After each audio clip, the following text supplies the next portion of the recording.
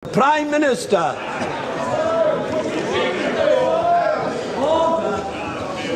The House meets this Saturday to respond to a situation of great gravity. We are here because for the first time for many years, British sovereign territory has been invaded by a foreign power. ¿Por qué las Malvinas siguen siendo tan importantes para Inglaterra?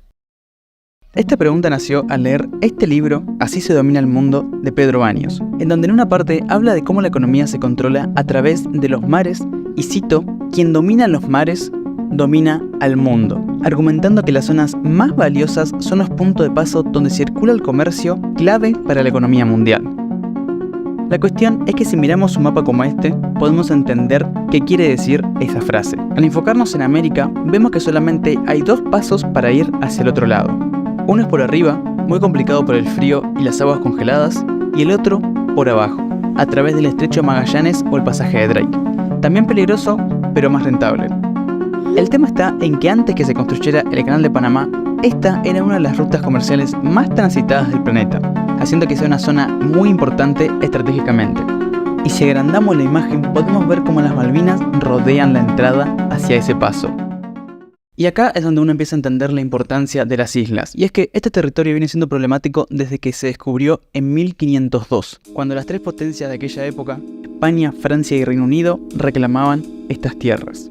En 1690 se da recién el primer desembarco británico y para 1764 los franceses habían creado el primer asentamiento dentro de las islas, siendo la primera comunidad colonial en las Malvinas.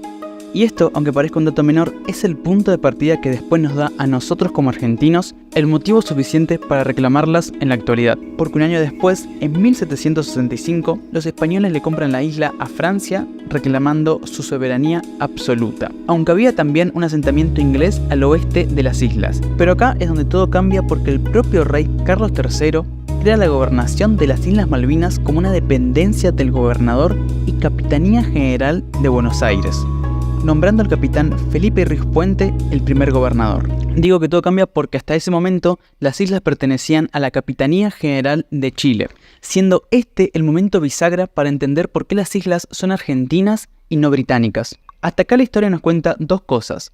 En primer lugar, que los españoles tuvieron control total sobre las islas y por un periodo prolongado, y en segundo lugar, que los ingleses siempre vieron a esta zona como una de alto valor. A los pocos años, en 1812, los españoles abandonan las islas debido a las guerras de independencia, trasladando el gobierno a Montevideo y dejándolas totalmente desocupadas. Solamente 8 años después, en 1820, el gobierno de la provincia de Buenos Aires envió una fragata a tomar posesión de las islas y reafirmar sus derechos como sucesores de España. Y en 1829 se crea la Comandancia Política y Militar de las Islas Malvinas, que es la primera administración liderada por argentinos en el territorio. Ahora, ¿cómo es que Argentina llega a reclamar las islas en 1820? Usando el principio legal llamado uti possidetis iuris. Cuando las colonias se independizaron de España, este principio lo que decía es que los territorios que gobernaban los españoles anteriormente pasaban automáticamente a ser propiedad de aquellos países que surgieron de esas independencias. Es decir, se mantenían las fronteras tal y como estaban cuando España se fue. Pero en 1833, después de 70 años de la última ocupación inglesa, una fragata llega a las islas y le comunica a los argentinos que vivían allí que básicamente iban a ocupar nuevamente el territorio. En ese momento, el capitán José María Pineda, a cargo de la defensa de las islas, no se consideró en condiciones de resistir el posible ataque y embarcó con sus hombres de vuelta a Argentina. Al otro día los ingleses desembarcan, siendo este el momento exacto en 1833 que los ingleses ocupan las islas nuevamente. Pero ¿por qué insistieron tanto en ocupar este territorio? Para entender esta pregunta central, quiero hablar de tres aspectos clave: el político, el económico y el geopolítico, el más importante. Si queremos profundizar en los intereses políticos de los ingleses por Malvinas, tenemos que hablar de la política interna de Inglaterra. Defender las islas sigue siendo un símbolo importante de nacionalismo y la victoria de 1982 fue un gran refuerzo para demostrar al mundo que el Reino Unido era capaz de defender sus intereses y territorios a lo largo de todo el mundo. Este argumento refuerza su política exterior, mostrándose como esa gran potencia que puede defender sus intereses en todo el mundo, algo que fue clave en gobiernos como el de Margaret Thatcher. Por otro lado, los intereses económicos de los ingleses en las islas no fueron tan llamativos hasta 1990, año en el que se descubren varios pozos de gas y petróleo cerca del lecho oceánico de las islas, aumentando las miradas al territorio. Y acá entra en juego un aspecto delicado que complica mucho más este tema, y en el que además no solo invaden el territorio insular, sino también el mar argentino, una zona bajo jurisdicción argentina ya que forma parte de nuestra zona económica exclusiva.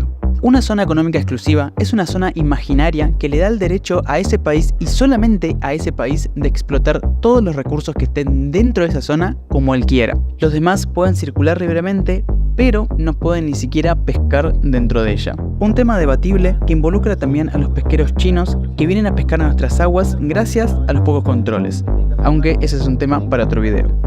Hace algunos años, con las nuevas fronteras, las islas quedaron completamente abrazadas y encerradas por la zona económica exclusiva de Argentina, aumentando más las tensiones con los ingleses.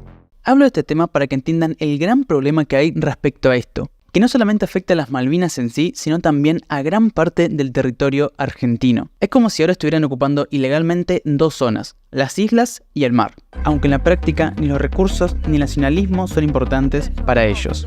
Como dije antes, las islas se encuentran dentro de este paso natural que fue relevante para el comercio mundial, dando una gran ventaja al dueño de ese territorio, y más si es un país lejano que no puede justificar su presencia en esta parte del mundo. Algo similar pasa también en Gibraltar, que es un pequeño territorio inglés en la punta sur de España, clave para controlar el acceso al Mediterráneo y que lleva desde hace años en disputa con los españoles. Y si bien el comercio mundial no pasa por esta zona, es muy importante en cara al futuro, ya que sirve como una gran puerta de entrada a la Antártida, siendo este el punto más importante para los ingleses, ya que las islas son un fuerte punto de apoyo. Aunque ahora no tenga mucho valor, las potencias saben que en los próximos años el interés económico en este punto en particular va a aumentar y muy rápidamente. Cuando le pregunté a Pedro Baños sobre este tema, su respuesta fue que el Reino Unido tiene en cuenta la cercanía y el futuro control sobre este continente, y que además no ceden las Malvinas porque hacerlo podría traer consecuencias como perder otros territorios importantes como es el de Gibraltar. Quise arrancar el canal haciendo un video sobre las Malvinas porque es un tema que me interesa muchísimo, y haciendo este video me di cuenta que hay varios motivos por los que los ingleses quieren seguir todavía ocupando este territorio. La verdad que fue una investigación bastante extensa. En la descripción les voy a dejar la lista de todas las fuentes del video por aquellos que quieran ver. Y a lo que quiero llegar con esto es que nosotros como argentinos entendamos la importancia que tiene no solo la cercanía a las islas y a los recursos, sino también a la propia Antártida. Si bien somos uno de los países con más presencia en ese continente, todavía no somos conscientes del gran interés mundial que hay sobre este territorio y cómo nosotros podemos liderar las futuras negociaciones que se den en base a este tema.